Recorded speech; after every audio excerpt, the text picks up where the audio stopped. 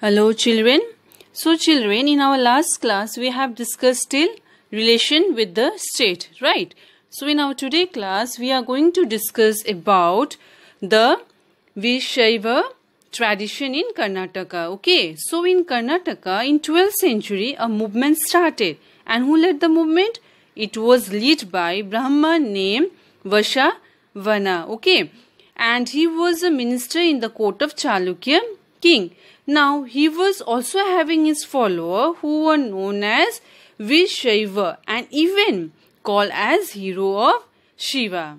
And other name of Veershaiva was Lingayats, that is the one who used to wear linga. Okay, they, that is Veershaiva, they basically used to worship Lord Shiva in the form of linga. Okay, the men, they used to wear linga, but where they used to wear? That is, the linga used to be in a silver which they wear over the left shoulder. Okay, the one who used to wear linga, they were called Jangam or wandering monk. That is, which we used to call in Hindi Bhikshuk, who wander from place to place. And the Lingayat, they used to believe that after the death of devotee of Shiva to get united with the god Shiva, and they never used to take rebirth, or we can say they do not return back to the world. So what was the belief of Veershaiva? That is, after the death they never used to take rebirth. Clear? Now they never used to do cremation, that is burning the dead body. Instead of this practice, they used to bury the dead body. Okay, now these Lingayats also protest against the practice of Brahmins, like the division of caste system, and towards the untouchable group, their behavior, that is of the Brahma, how they used to treat the untouchable people. So against this the Lingayats has protested. Okay, now slowly their follower increased, and the one who was been neglected or not given importance by the Brahman, they all joined there, that is the Lingayats group. The Lingayats, they started some practices slowly, like Bal Viva at younger age should not be done. Secondly, post puberty, that is after the age of marriage is gone, that is if the girl is of 30 or 30 plus, then in earlier time we could see that their marriage used to be very difficult. Otherwise we can say after 30 or 30 plus the girls was not being used to get married. So this practice of post puberty, that is marriage after the 30 or 30 plus age of the girl, started. Okay, and lastly they supported remarriage of widow. Okay, now next is our religious ferment in North India. So in North India, during that time period, worship of deities such as Vishnu and Shiva gained importance. Even the ruler of that time, like Cholas and Pandyas were there, they created temple of Lord Shiva and Vishnu. And during that time period, Brahma, they got high position and important, as all the sacrifice and ritual function used to be done by the Brahmins.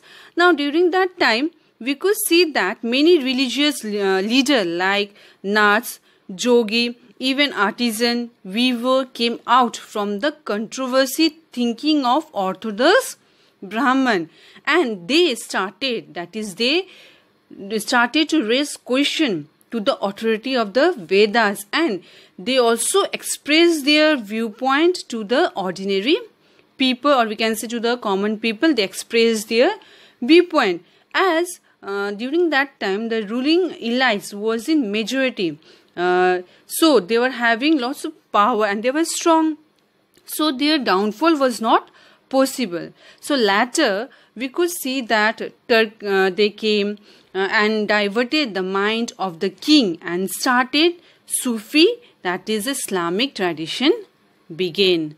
Okay, now next is our new strand in the fabric Islamic tradition. Now out here Islamic tradition will start, which we will study. Okay, so out here Arab merchant came through western coast and they got settled in the Malabar coast. Even the Central Asian people went to the northwestern part of the subcontinent and they settled out there. So from 7th century we could see that the Islam started to emerge and the region where the Islamic population has increased became the part of Islamic world. Okay, so we will start from the fate of ruler and subject. In 711, Arab general named Muhammad Qasim conquered Sindh and make its parts of Khalifa domination. Okay. After that, Turkish, Afghan ruler, they came and they established Delhi Sultanate. So slowly they started to extend their area till South India. After that, it continued with the establishment of Mughal Empire till 16th century. Now, during that time, Muslim ruler, they used to rule, but they used to be guided by ulemas. Why? As because they used to have knowledge of Islamic law. As the ulemas were having the knowledge of Islamic law, so they used to guide the ruler. That is, they used to show the direction and even which decision to be taken by the king, they used to guide them. Okay. Now ruler, they used to rule on the basis of Sharia law. So children, what do you mean by Sharia law? That is, the Muslim, they used to have community and this community used to be governed by law, that was Sharia law. Okay. Now Muslim ruler, they used to rule and used to protect the people of other religions also, but in return they used to collect tax. That is, they used to collect tax from non-Muslim, that is Hindu, Sikh, Jainism, Buddhism, and that tax was known as jizya tax. Clear? That is not to the Muslim but to the non-Muslim people. They call them as jimmi, which means protected. That is, they collected tax from the non-Muslim people and in return they used to give them the protection. Okay, clear about jizya tax? So next is the popular practice of Islam. In the subcontinent, lots of changes took place during the coming of the Islam. And even many groups like artisan, merchant, warrior, they started to follow the Islamic religion. That is, they started to convert themselves to the Islam. Now, Islamic religions have 5 principles, or we can say 5 pillars. That is, the Muslim people used to follow it must. That is number 1. There is one God, that is Allah. Secondly, they regard Prophet Muhammad as a messenger of Allah. Thirdly, in a day, they used to offer 5 times prayer, that is namaz, to their God, Allah. Fourthly, to give alms was must for the Muslim people. And last, to keep fasting, that is roja, in the month of Ramzan and performing pilgrimage to Makkah, that is Haji, was must for the Muslim people. So there were 5 basic things which was important and they used to describe to the one who used to follow Islam. Clear? Now there were 2 sects in Islam, as we have already studied regarding this in class 11 also. That was Sunni and Shia. And in their practices, we could see lot of diversity also. For example, Khojas, who were the Shia sect, they used to compose devotional poem in Punjabi, Multani, Sindh, Hindi, Gujarati. In many languages they used to compose. Now the Arab Muslim who got settled in the Malabar coast adopted the local language, that is a Malayalam, and even they has adopted the local custom of that place. What was the custom? That was matrilineal and matrilocal residence. Regarding the matrilineal, which we have already discussed in our last class, that is in chapter 2, we have clarified it. That is tracing kinship through mother line, isn't it? Now, matrilocal residence, it means in this, the girl after marriage could stay with their father house. That is, after marriage, the girl used to stay in the father house, and also her husband can stay with her in her father house. Clear? Now, during that time, architectural feature was universal, and most important is that the orientation of the mosque used to be towards Makkah. Clear?